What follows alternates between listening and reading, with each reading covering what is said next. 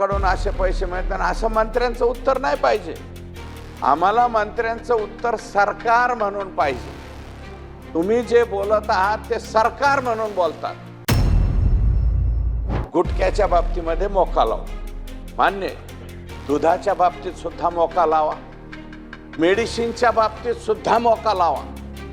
आमचं म्हणणं आहे साहेब, आणि हा स्वतंत्रपणे राज्याचा कायदा असण्याची गरज आहे अध्यक्ष महोदय। आणि हे आम्हाला माहिती आहे, बल्क कूलरच्या नावाखाली कसलंही दूध घेऊन जातात। मी जिल्ह्याला 1 अधिकारी 2 अधिकारी म्हणताय, एकूण किती लोकसंख्येला? अध्यक्ष महोदय, दारूबंदीच्या खात्याचे आता तालुक्याला एक अधिकारी झालाय दारूबंदीला। अध्यक्ष महोदय, हे लोकांच्या जीवनाशी खेळणारं दुधासारखं सगळ्यात महत्त्वाचं हे डिपार्टमेंट आहे, ज्याचं कंट्रोल राहू शकतं। माझी विनंती आहे मंत्री महोदयांना, माननीय मुख्यमंत्री महोदयांकडे विनंती करून आणखी मनुष्यबळ, याला प्रत्येक तालुक्याला 1 माणूस असण्याची आवश्यकता आहे। आणि विशेषतः जास्तीचं नाही अध्यक्ष महोदय, पश्चिम महाराष्ट्रातले 5 जिल्हे, नंतर अहिल्यानगर मोठा जिल्हा, जळगाव जिल्हा आणि बीड जिल्हा आणि संभाजीनगर, एवढ्याच जिल्ह्यामध्ये अध्यक्ष महोदय एकूण दुधाच्या 96% दूध उत्पादन एवढ्याच पार्टमध्ये होतं। या भागात तरी लोक असणं पाहिजे अध्यक्ष महोदय। म्हणून मनुष्यबळ, किमान तालुक्याला 1 माणूस तुम्ही किती दिवसामध्ये देणार आहात? 1 याला कशा पद्धतीने तरतूद करायचंय, काय करायचंय? आणि मंत्री महोदय, माझी विनंती आहे आपल्याला की आपण जे म्हणजे वित्त खातं, वित्त खात्याकडून असे पैसे मिळतात असं मंत्र्यांचं उत्तर नाही पाहिजे। आम्हाला मंत्र्यांचं उत्तर सरकार म्हणून पाहिजे। तुम्ही जे बोलत आहात ते सरकार म्हणून बोलतात। आमचे मंत्री महोदय सरकार म्हणून ठामपणे उत्तर दिलं पाहिजे। इतके कोटी मी माझ्या विभागाला मिळवणार, मग ते तुम्ही मुख्यमंत्री, अर्थमंत्री त्यांच्याकडेच आहे, दोन्ही उपमुख्यमंत्र्यांशी बोला आणि एवढ्या दिवसामध्ये आम्ही एवढं मनुष्यबळ देऊ।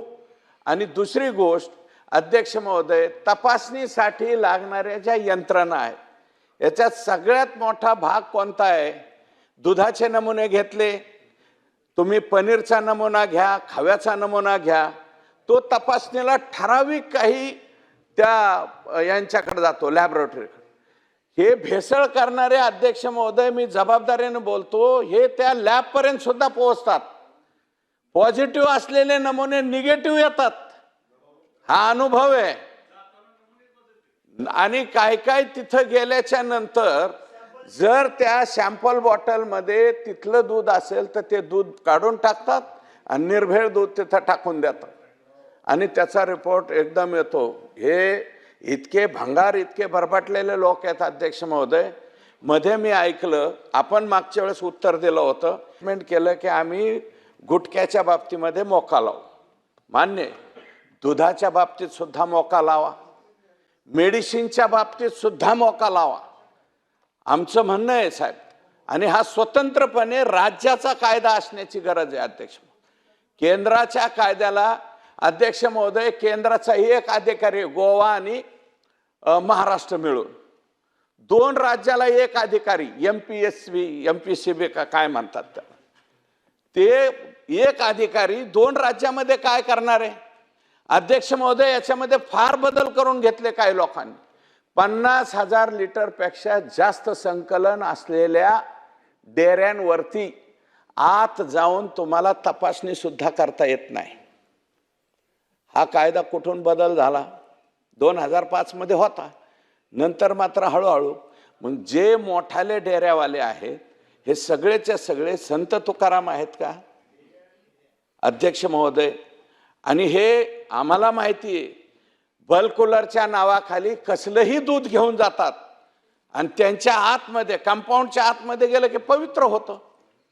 ही काय पद्धत आहे अध्यक्ष महोदय? माझं म्हणणं असं आहे की तुम्ही लॅब, त्याच्याशिवाय होतच नाही अध्यक्ष महोदय।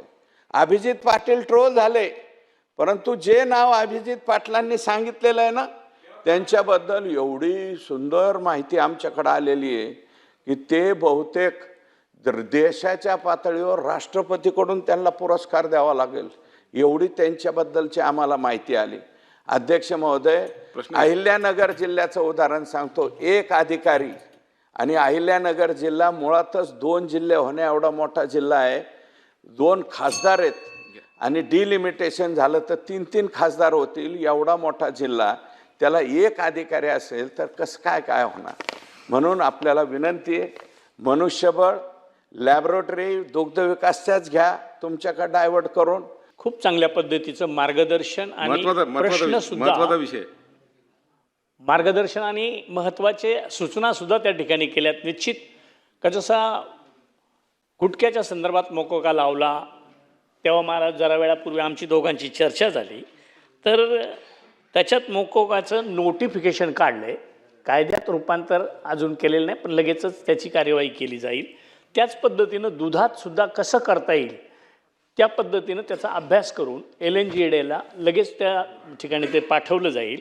आता महाराष्ट्र मिल्क अडल्ट्रेशन याचं ड्राफ्ट पूर्वी तयार केला होता, जो मी मागच्या वेळेस उत्तर दिलं होतं त्यावेळेला मी सांगितलं होतं. पण आता जे आयुक्त महोदय आले त्यांनी पुन्हा त्याच्यात गंभीरता कशी येईल ह्या दृष्टीनं त्यांनी बारकावे काढून आणि त्याचा पुन्हा ड्राफ्ट केला आहे. तो एक 5-7 दिवसात ह्याच हप्त्यात किंवा पुढच्या हप्त्यात कसा LNGDला जाईल त्या दृष्टीनं प्रयत्न केला जाईल. आपण ही अतिशय महत्त्वाची एक बाब निदर्शनास आणून दिली का जी आत्तापर्यंत माझ्या माहितीप्रमाणे मला 1-1.5 वर्ष जरी झालं असेल तर मी ऐकलेलं नव्हतं का दुग्ध विकासकडं फार मोठ्या प्रमाणात आहे. खरं आहे, आत्ता माझ्या लक्षात आलं का माझ्या मतदारसंघात सुद्धा एक संघ होता, त्यांची सुद्धा मशिनरी त्या ठिकाणी आहे, अशी धुळखात पडलेली आहे. तर असं राज्यभरात कुठं काय का जेणेकरून ते वापरात येईल. मग माणसं असतील किंवा यंत्रणा असेल ती कशी, कारण शासनाची शेवटी ती इस्टेट आहे, हे शासनाचं आहे ना. आजच्या मितीला एवढं सगळं तात्काळ उभं करणं, पुन्हा तेच सांगायचं का मनुष्यबळ, कारण मनुष्यबळाचं मी जे अभ्यासलं ते असंच आहे का एक साधारण 11 लाख ड्रग्सची दुकानं आपल्या इथं आहेत आणि प्रत्येक 1000ला 1 माणसाची गरज आहे. 1000 दुकानांना म्हणजे 1100 माणसांची गरज आहे. पण आपल्याजवळ आता माणसं मी सांगितली तेव्हा का आहेत ती जेवढी कमी आहेत, तर ते पूर्ण करायला मला वाटतं म्हणजे औषध निरीक्षकांची एकूण मंजूर पदं 200च आहे का ज्याची गरज आहे आपल्याला 1100ची. म्हणून त्याचा आकृतीबंधसुद्धा 2 वेळा थोडंसं काही त्रुटी घेऊन रिटर्न आला होता. तो परत पुन्हा नव्यानं त्या ठिकाणी सबमिट करून आणि ती मनुष्यबळ हे पूर्ण करण्याची निश्चितच कार्यवाही करण्याच्या संदर्भात मी स्वतः पुढाकार घेईल अशा पद्धतीनं